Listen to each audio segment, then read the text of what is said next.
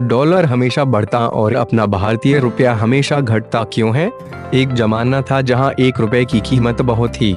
आज एक जमाना है जहां 1 रुपए का मोल कुछ भी नहीं। पहले के लोग 1 रुपए से ना जाने क्या क्या चीजें खरीद लिया थे, लेकिन आज 1 रुपए से आप एक टॉफी तक नहीं खरीद सकते। आप देख सकते हैं कि भारतीय रुपया का मूल्य डॉलर के मुताबिक काफी कम हो चुका है, जबकि इतिहास के पन्नों में अगर आप देखें तो आप पाएंगे कि 1947 में 1 रुपए की कीमत $1 हुआ करता था, लेकिन आज यह बढ़कर 72.36 रुपया हो गया है। अब सबके मन में यही सवाल है कि आखिर ऐसा क्यों होता है? क्या कारण है जिसकी वजह से रुपए लगातार घटते जा रहा है और डॉलर बढ़ता जा रहा है? तो आज इससे जुड़े हर सवालों का जवाब इस वीडियो में देने की कोशिश करेंगे। बात बिल्कुल सीधी सी है, भारत के पास जितना कम डॉलर होगा, डॉलर का भाव उतना ही बढ़ेगा। कोई भी देश अपनी जरूरत की चीजें या तो बनाता है या फिर किसी दूसरे देश से खरीदता है। तो जब कोई देश किसी दूसरे देश से सामान खरीदता है तो उसकी कीमत उस देश की करेंसी से चुकानी पड़ती है। तो इसका मतलब बिल्कुल साफ है कि अगर भारत विदेशों से सामान आयात करेगा तो उसे डॉलर या यूरो में भुगतान करना पड़ेगा। अब सवाल है कि आखिर अंतर्राष्ट्रीय खरीदारी के लिए हम डॉलर कहां से लाएं? हम आपको बता दें, डॉलर हमारे देश में विभिन्न प्रकार से आती है।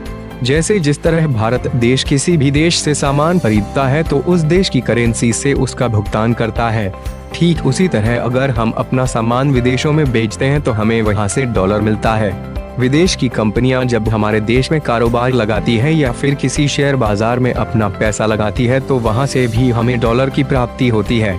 विदेश में रहने वाले भारतीय जो भी पैसा कमाते हैं और उसे अपने देश भेजते हैं तो इससे भी हमारा विदेशी मुद्रा भंडार बढ़ता है।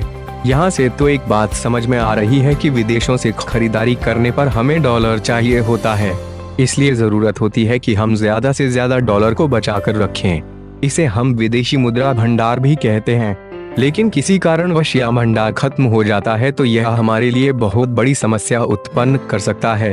हमारे देश का आयात और निर्यात बिल में एक संतुलन बना होना चाहिए। ऐसा नहीं हो पाता है तो विदेशी मुद्रा की कमी होने लगती है, जिसे हम करेंसी डेफिसिट कहते हैं।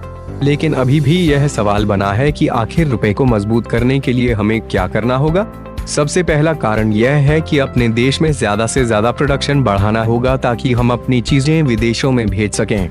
दूसरा कारण यह है कि अपनी चीजों को अपनाना होगा, यानी अगर हम अपने देश में बन रही वस्तुओं का इस्तेमाल करेंगे तो हमें किसी विदेश से उनका आयात नहीं करना पड़ेगा।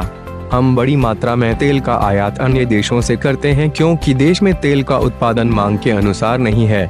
यदि हम तेल पर आश्रित अर्थव्यवस्था को बदलने की कोशिश करेंगे तो विदेशी भंडार का एक बहुत बड़ा हिस्सा हम बचा पाएंगे। आपको पता होगा कि भारत देश में सोने की मांग कितनी है। विवाह के समय सोने की मांग और भी बढ़ जाती है, जिसके कारण हमारे देश का आयात बिल बढ़ने लगता है, जिसे हमें कम करने की जरूरत है। इसके अलावा अपने स्तर पर कोशिश करनी होगी कि हम विदेशी चीजों को कम से कम इस्तेमाल करें और स्वदेशी को अपनाएं। यह भी ख्याल रखें कि जो चीजें हम अपने देश में बना सकते हैं या उपजा सकते हैं, उन चीजों को हम विदेशों से ना खरीदें। एक पहल यह भी कर सकते हैं कि हम अपनी जरूरतों को कम कर सकते हैं। इस तरीके से हम अपने रुपए का मूल्य डॉलर के बराबर कर पाएंगे।